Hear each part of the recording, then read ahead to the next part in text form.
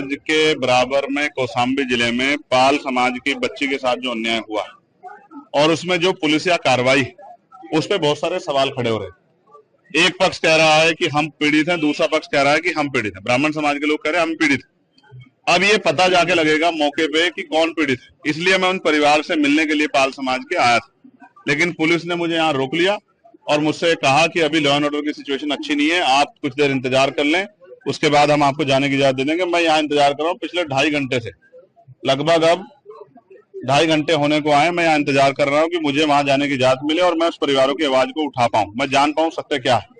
इसी तरह करछना में जो अन्याय हुआ कि एक शेड्यूल कास्ट के व्यक्ति को जला के मार दिया, उस परिवार को न्याय मिले, उस परिवार के साथ जो डर भय का माहौल खत्म हो, उसके लिए मैं यहाँ हूँ। लेकिन अभी तक पुलिस ने कोई ठोस जवाब दिया। मैं कुछ देर और इंतजार करूंगा। अगर पुलिस ने जो वादा किया है कि हम आपको जाने देंगे या परिवार से मिलाएंगे, अगर पुलिस पे खरी उतरती तो फिर मैं कूच करूंगा, कौशाम्बी भी जाऊंगा और करछना थाने वाले परिवार से जाकर उनसे मिलूंगा, उनकी न्याय की लड़ाई को मजबूत करूंगा। आप धरने पे भी बैठे हैं, क्या कारण है? मैं इसीलिए बैठा हूं कि क्या उत्तर प्रदेश में कानून व्यवस्था इतनी कमजोर हो गई है कि एक सांसद अपने परिवार से नहीं मिल सकता है?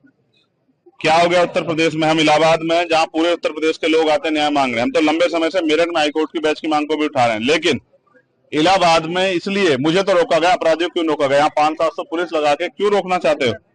क्या एक परिवार से नहीं मिलने की छूट दे सकते हो आप लोग? तो मैं तो कह रहा हूँ मैं अकेला जाऊंगा, आपके साथ जाऊंगा, आप ले चलो, लेकिन मुझे मेरे परिवार से मिलाओ, मैं उनकी तकलीफों को जान दो। भी उस माँ से मेरी बात है, जो बच्ची की माँ, उन्होंने कहा मेरी बच्ची की हालत आके देखिए, हमारी हालत आके देखिए, हम यहाँ डर के साए में, हमारी मदद कीजिए, हमारी आवाज उठाइए। तो पुलिस मुझे क्यों रोक रही? क्या पुलिस किसी को छिपाना चाहती है? क्या पुलिस दबाव में काम कर रही है? मैं तो मानता हूँ पुलिस कभी दब नहीं सकती, लेकिन इस बात को जानना पड़ेगा कि सब क्या हो रहा है। मैं तो पुलिस का सबसे बड़ा हितैषी, सब जगह आवाज उठाता हूँ, पार्लियामेंट में भी आवाज उठाता हूँ, सड़क पे भी उठाता हूँ।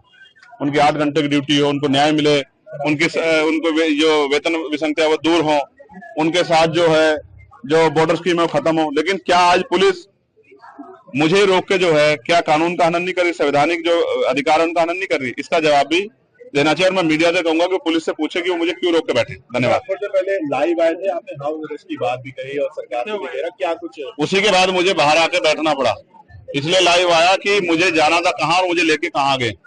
मैं संवैधानिक विचारों का प्रयोग, संवैधानिक विचार पे हूँ, इसलिए पुलिस से बातचीत कर रहा हूँ, वरना मैं लड़के भी जा सकता हूँ, मोटरसाइकिल पे बैठ के भी जा सकता हूँ। पुलिस जानती है जब मैं जाने पाऊंगा चला जाऊंगा, लेकिन मैं संवैधानिक विचार को मानता हूँ, संविधान को मानता हूँ, इसलिए पुलिस से बात कर रहा हूँ कि भाई हमें जाने दिया जाए या उस परिवार को हमसे मिला दे। अगर नहीं जाने दिया जाता तो क्या कुछ कदम उठाया जाए? तो फिर अभी तो इलाहाबाद में आप संघर्ष देख रहे हैं, फिर आप लखनऊ में देखना, विधानसभा का घेराव होगा, मुख्यमंत्री आवास का घेराव होगा, इतने बड़े पैमाने पे होगा कि पूरे प्रदेश से ट्रेन में लोग आएंगे और लखनऊ का चक्का चक्का जाम कर